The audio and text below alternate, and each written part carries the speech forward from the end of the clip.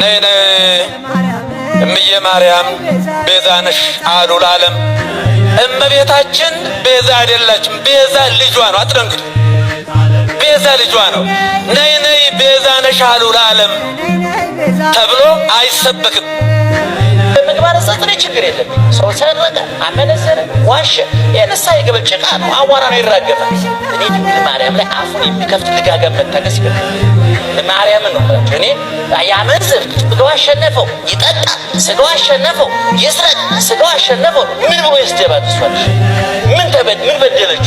በተሰደደች፣ በተራበች፣ በተጠማች መስቀል ላይ የተቸነከረች አይታ እየየበላ ለኛ ህይወት በሆነች ምን አጠፋችና ነው የምትሰደቡ ነው?